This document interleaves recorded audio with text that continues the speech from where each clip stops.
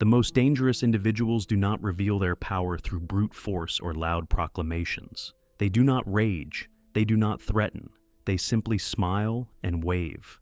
The greatest manipulators in history have understood a truth that few dare to confront. Control is most effective when it is invisible.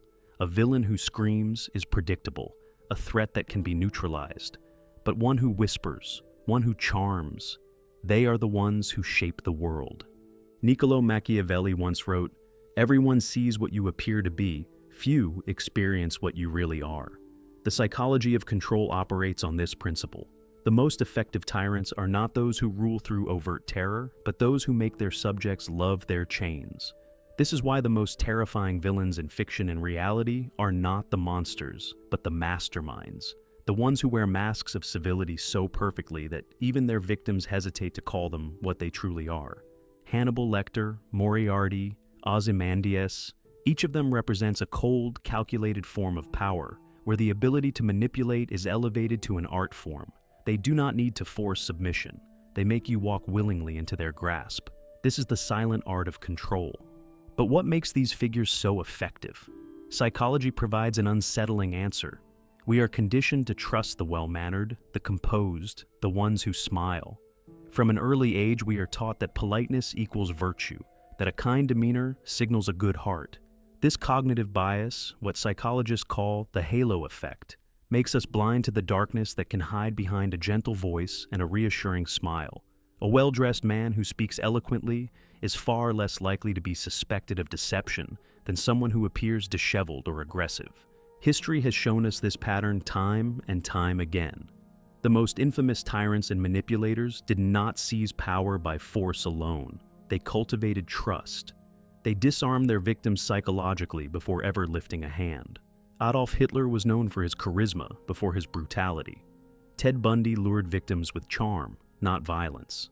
Bernie Madoff built a financial empire not by coercion, but by exuding an aura of trustworthiness so convincing that even the most skeptical investors fell under his spell.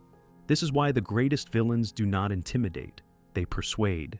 They wear masks so seamlessly that even when the truth is revealed, people hesitate to accept it. They make themselves indispensable, wrapping their victims in psychological dependency until escape is no longer an option. The art of control is not about dominance through force, but about manipulation through perception.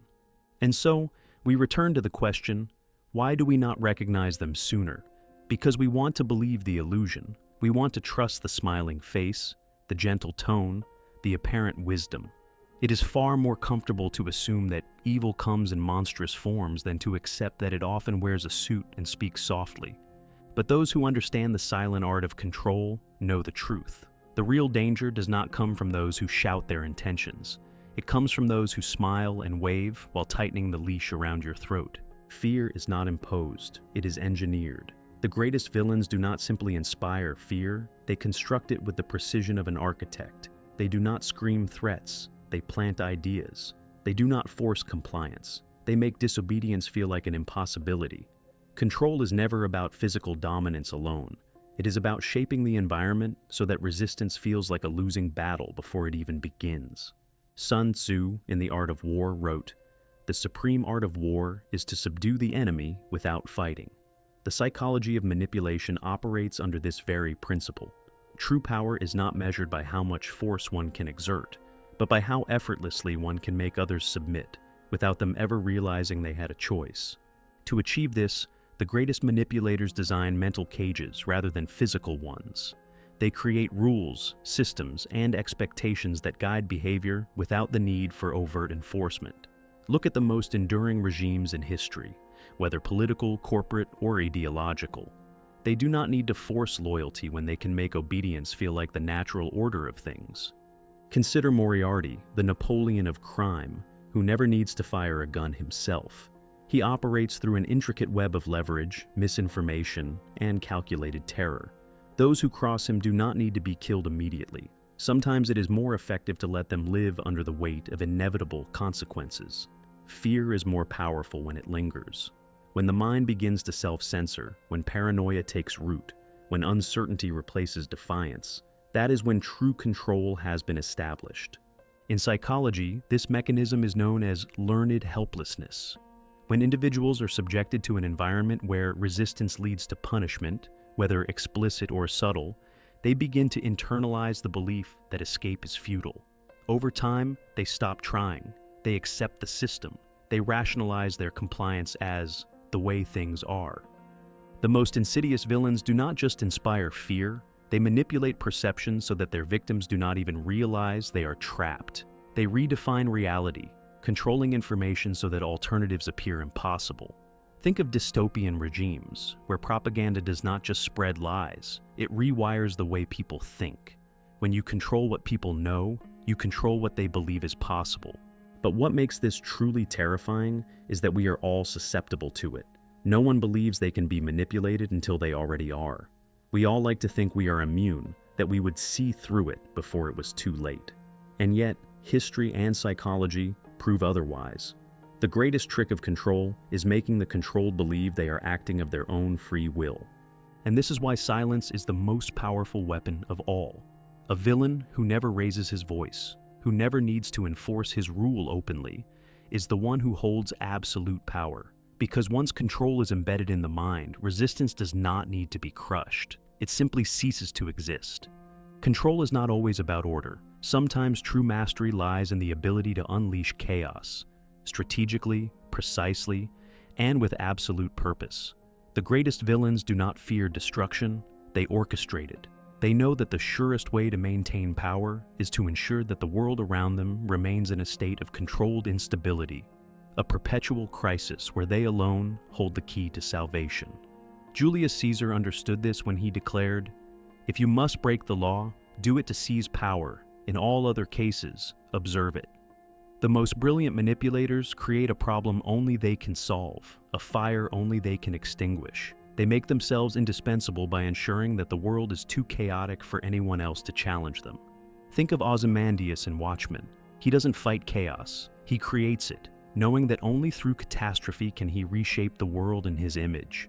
His genius lies not in brute strength, but in his ability to manipulate perception, to control the narrative so that even the most heinous acts appear as necessary evils. This is the silent art of control taken to its highest form, not just ruling over people, but making them believe that their suffering is part of a greater purpose. This tactic is not confined to fiction. In history, the most formidable leaders and dictators have followed the same blueprint. They manufacture crises, destabilize economies, provoke wars, not to destroy but to consolidate power. A society in turmoil does not have the luxury of questioning its rulers. It looks to them for security, stability, and salvation. Psychologically, this taps into one of the deepest human instincts, our need for certainty. The human mind is wired to seek patterns, to crave predictability. When chaos erupts, people instinctively look for an anchor, someone who can restore order, even if that order comes at the cost of their freedom. This is why, throughout history, the most ruthless figures have been able to maintain loyalty despite their atrocities. Their followers do not see them as oppressors, but as the only ones capable of holding the world together. This principle extends beyond politics and war. In personal relationships, corporate power struggles, and even social movements, the most effective manipulators understand that people are more easily controlled when they are afraid. They manufacture urgency, create crises where none exist, and ensure that their influence remains the only stabilizing force. This is why so many charismatic villains are loved despite their cruelty. Because in a world of chaos, their presence feels like the only certainty left. But the most unsettling truth is this: we often admire those who wield calculated chaos. There is something undeniably magnetic about a mind that can move through destruction untouched, that can manipulate the storm without ever being swallowed by it. It is why figures like Walter White, Frank Underwood, and even real-world tyrants hold a grim fascination over us. Power wielded with ruthless precision is intoxicating to witness, even if it is horrifying in its implications. And so, the greatest villains do not fear chaos. They master it. They understand that in a world teetering on the edge, the one who controls the fall controls everything. We despise tyrants, yet we are fascinated by them. We condemn manipulators, yet we study their methods with a mix of horror and admiration. There is something undeniably magnetic about those who wield power with precision, those who bend reality to their will while never raising their voices. The greatest villains are not merely feared, they are respected. And in some dark corner of our minds, we wonder, what would it be like to hold such power? Friedrich Nietzsche warned us of this in Beyond Good and Evil. He who fights with monsters should be careful lest he thereby become a monster. And if you gaze long into an abyss, the abyss also gazes into you. There is a reason why, despite their atrocities, figures like Hannibal Lecter, Moriarty, or even real-world rulers with iron grips remain cultural icons. They embody a level of control that most people can only dream of.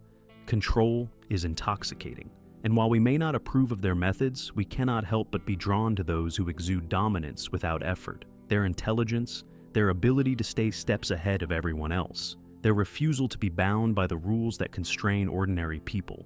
These are traits that, in a different context, we would admire. If these same qualities were applied to a hero, they would be seen as genius, unshakable, legendary. But in a villain, they become terrifying. Psychology offers an explanation for this paradox.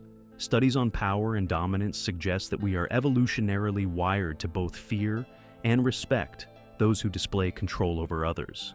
This duality, our simultaneous attraction and repulsion, stems from our survival instincts. Throughout history, those who could navigate chaos, manipulate perception, and wield influence were the ones who shaped civilizations. And even today, in our modern world of politics, corporations, and social hierarchies, the ability to control without seeming to remain one of the most valuable traits a person can possess. This is why we do not merely hate the greatest villains, we are obsessed with them. They show us a version of power that is cold, calculated, and unstoppable. They tap into our deepest fears, not because they are monsters, but because they remind us of how fragile our own sense of autonomy truly is. The idea that someone could be pulling the strings without us ever realizing it is more terrifying than any overt act of violence. But perhaps the most unsettling realization is this: we all have the potential to be drawn toward that power. Given the right circumstances, the right temptations, the right justifications, who among us would not take the chance to control, to shape reality, to bend the world to our will? The greatest villains are not frightening because they are inhuman. They are frightening because, in some way, they reflect the deepest, most hidden parts of ourselves. And that is the final trick of the silent art of control.